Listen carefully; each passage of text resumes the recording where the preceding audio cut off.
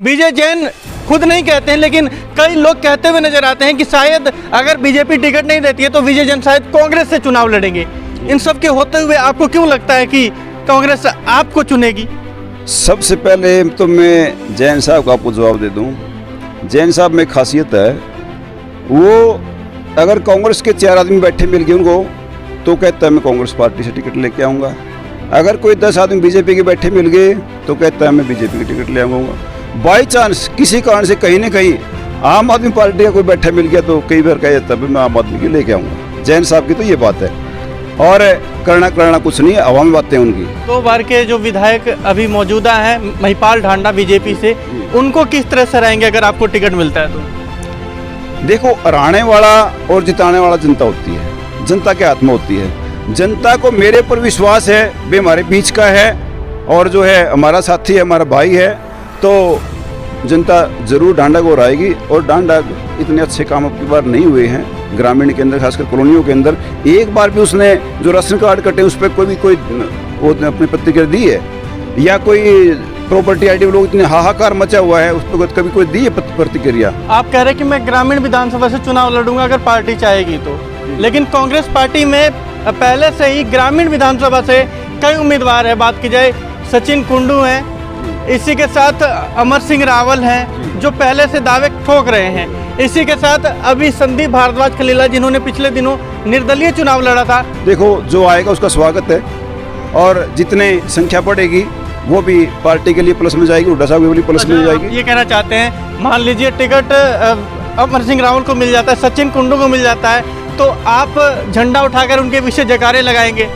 हमने कांग्रेस पार्टी के लिए काम करना है, भूपेंद्र सिंह हुड्डा जी के लिए काम करना है, वो जिस चाहें टिकट दें। ये बताइए, आप एक शिक्षक हैं और अब शिक्षक चुनाव लड़ने वाला है। देखो, चुनाव तो पार्टी ने देखना लड़ाना है, मेरी कोशिश है, और एक अच्छा ग्रामीण के अंदर अच्छा करने की कोशिश है भी। कोई अच्छा करें, कॉलोनियों में अच्छा करें, अच्छा हो, लोगों के छोटे छोटे काम हो जाएं, ये मेरी कोशिश है। अच्छा, ये बताइए, विजय जैन जो कि एक पार्षद हैं भारतीय जनता पार्टी के, विजय जैन के पास पैसा है, महिपाल ढांडा के पास सत्ता का पावर है, आपके पास क्या है? मेरे पास, जैसे अभी भी आपने कहा, शराफत है।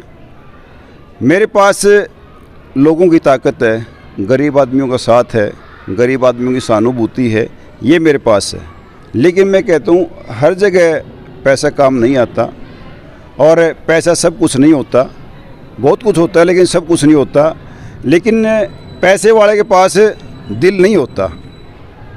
जैसे गरीब की सुन लेता है, दुख सुन लेता है, और बाहर नहीं बताता जा करके वो, क्योंकि वो भी गरीब है, वो भी गरीब है।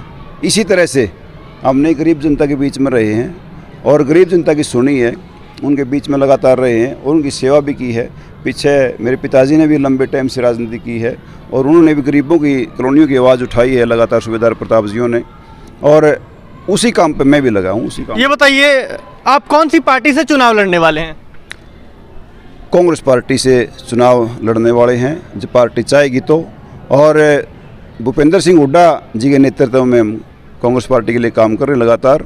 और पीछे भी हमने जो है, जब राशन कार्ड, मेरे पिताजी ने भी लंबे समय से संघर्ष किया कॉलोनियों के लिए, तो पीछे भी हमने जब राशन कार्ड नए नए कटे थे 13 फरवरी को, तो हमने प्रदर्शन किया था हज़ारों आदमियों के साथ, कॉलोनियों वालों के साथ लेकर के।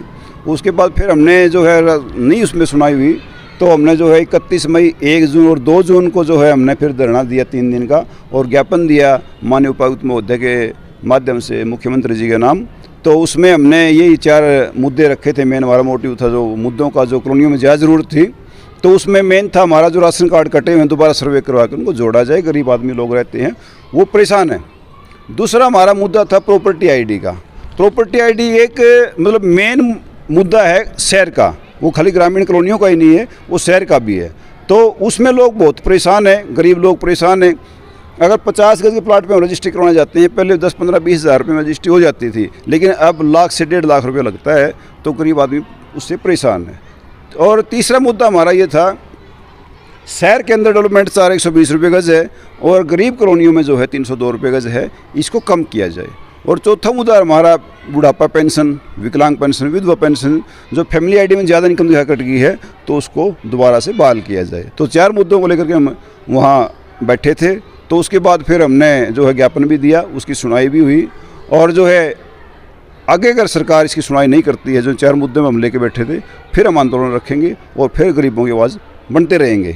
तो बिल्कुल आजकल देखते हैं आप, अनपढ़ और अंगूठा टेक कई नेता बन जाते हैं, मंत्री बन जाते हैं और उसके बाद बेड़ा गर्क करके रख देते हैं जनता का। लेकिन सोचिए अगर स्वयं शिक्षक, जो कि हमारा गुरु होता है, प्रथम गुरु होता है, माँ बाप भी हमारे गुरु होते हैं, लेकिन शिक्षक की अहम भूमिका होती है हमारे जीवन में। वो शिक्षक अगर चुनाव लड़ता है तो सोचिए कितना कुछ सीखने को मिलेगा, क्या कुछ बदलाव होगा। तो महिपाल सूबेदार जी आपको कैसे लगते हैं, कमेंट करके बताएं। और अगर आप भी इनको प्यार करते हैं तो महिपाल सूबेदार के साथ ज़्यादा से ज़्यादा संख्या में जुड़िए और लोगों को भी इनके साथ जुड़ने के लिए आमंत्रित करिए। आप ये वीडियो देख रहे हैं मेरे सहयोगी गुलशन के साथ, मैं पवन शुक्ला, हरियाणा रिपब्लिक।